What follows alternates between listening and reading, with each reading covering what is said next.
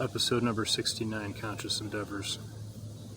We're talking about meditation, and we're doing Vipassana meditation.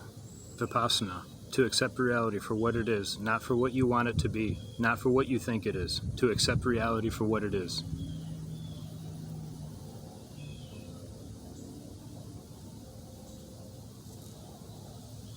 Close your eyes, sit for 1 hour, scan your body from the top of your head, down your neck, down your shoulders, down your arms, both arms, down your torso, down your legs, down to the tips of your feet and your toes. Just scan your body mentally with your mind. What I do is sometimes I imagine a light, like an orb, and the orb is scanning my body. What you're doing is you're sharpening your brainstem. You're going inside. Your meditation is almost like a prayer too. You're finding answers. You're learning. You're learning about yourself. You're going inside. Why are people addicted to drinking and alcohol and addicted to drugs? Because they can't sit in a room for long periods of time without fidgeting their hands, feet, or without trying to put something in their mouths, okay? It's another reason why they call it the monkey mind. The monkey mind doesn't stop chattering also. So another way to try to control the monkey mind is with meditation. You just have to let it pass and just focus. It's really hard to stop the mind. It's very difficult. You're not going to be able to do it. Just focus. Just imagine the thought in the cloud, or the trauma. Put the trauma and the thought, the negative thought, in the cloud, and practice observation, no reaction, and let the cloud float away with the thought, and try not to react. Sometimes we have problems with reaction. Sometimes we snap. Sometimes we can get angry. I'm dealing with it. It's a daily battle. Sometimes I just don't want to allow certain things in my life, so I block a lot out, probably coming from trauma, from pain, from my past, that I'm still dealing with. A lot of times I like to isolate myself so I could focus and go inside, okay?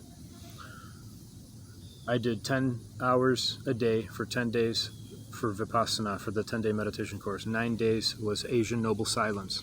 The reason for the Asian Noble Silence is so you could go inside and reflect inward.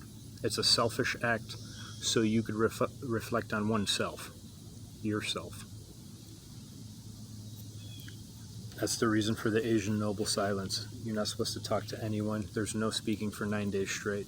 And on day 10, we got a chance to talk with everyone else about our experience. I try to keep my back straight. I put my right leg over my right thigh over here, or over my knee even. And then I just sit with my eyes closed. I'll sit for 1 hour. Sometimes I'll sit for 4 or 5 hours. I do lying meditation. I could do sitting meditation. Okay? And you just sit for as long as you want. And then when you want to fidget, you just fight it and just sit straight. Just fight it. And then focus on the sensations in your body. Scan your body from head to your toe. Just keep scanning. Keep scanning. I'm listening to the birds chirping right now, okay? So this whole time you would be silent, but I'm narrating. So this is like teaching what you should be feeling, what you should be thinking about, what you should be going through. It's going to be very hard to stop the monkey mind. This is what the yogis in the East say, the monkey mind. They call it the monkey mind because the monkey mind is, you're never going to be able to stop the chattering. A lot of people think there's like a misconception that you have to stop the chattering in your mind, but it's almost impossible to do that, okay? Pay attention to your breath work. One thing that I'm focusing on in my old age, going to be 40 next week, going to be 40 on the 29th. I'm focusing more on observing more than reacting. I'll react when I have something I want to say, but I'm reacting less than I used to. And so that's something that we have to get really used to doing is observation, no reaction technique. Observation, no reaction. Observe what's happening, don't react. If you wait 4 to 6 seconds with that observation, the outcome is going to be different.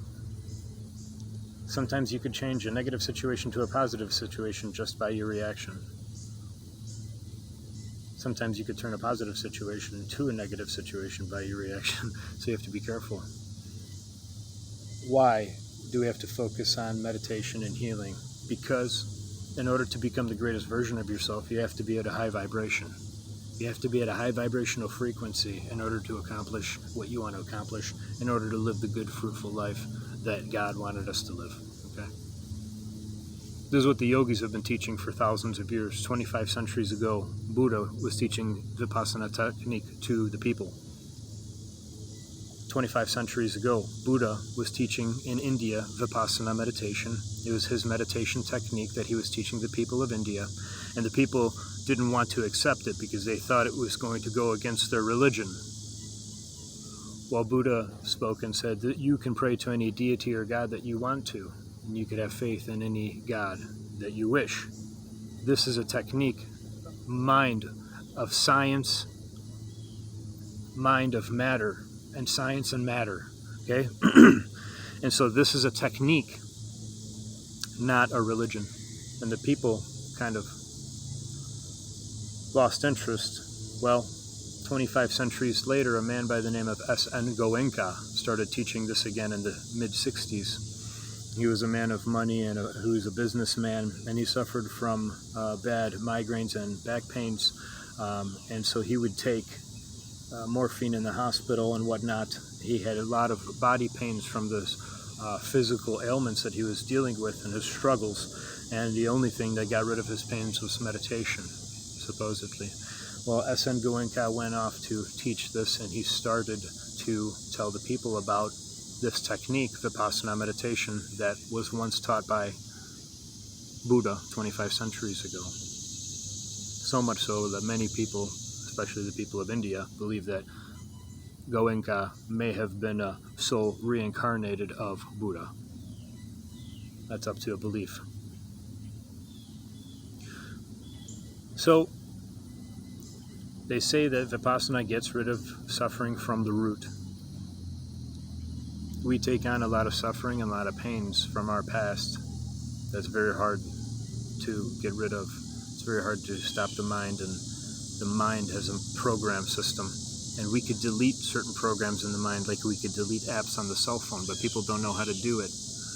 You just have to keep at it over and over. Positive, replace every one negative thought with 3 positive ones. Keep doing it. Keep thinking of positive thoughts instead of the negative ones.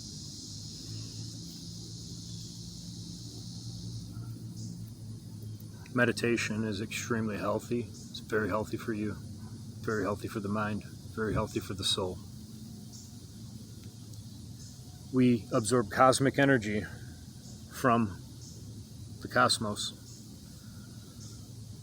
and we see things in our mind's eye through the third eye. This helps open the third eye. Okay. What we want to do is get away from the fluoride in the water, drink filtered water, better water, because they say the tap water is garbage for you, and fluoride acts like a magnet to the pineal gland and it calcifies it. Our objective is to decalcify the pineal gland with meditation, with healthy food. Why? Because the pineal gland is our intuition and wisdom. Okay? We want that open. And it opens.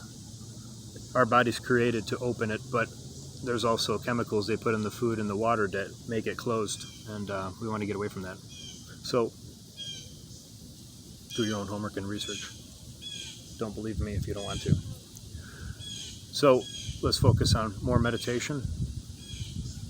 Do 1 hour in the morning. Do 1 hour in the evening before bed. Close your eyes. Focus on the sensations of your body. You're going to see waterfall of color, maybe. You might see pictures, images. You might see animals. You might see sacred geometry. You might see binary code. You might see numbers. You might see letters. Pay attention and see what you see. Write it down. Keep a journal. Let me know. Comment below. I appreciate you. Godspeed. Sending light, love, healing, especially to the ones who are wounded and damaged and who are hurting the most. The world needs you. I love you. The world loves you. Godspeed on your healing. Get into your meditation.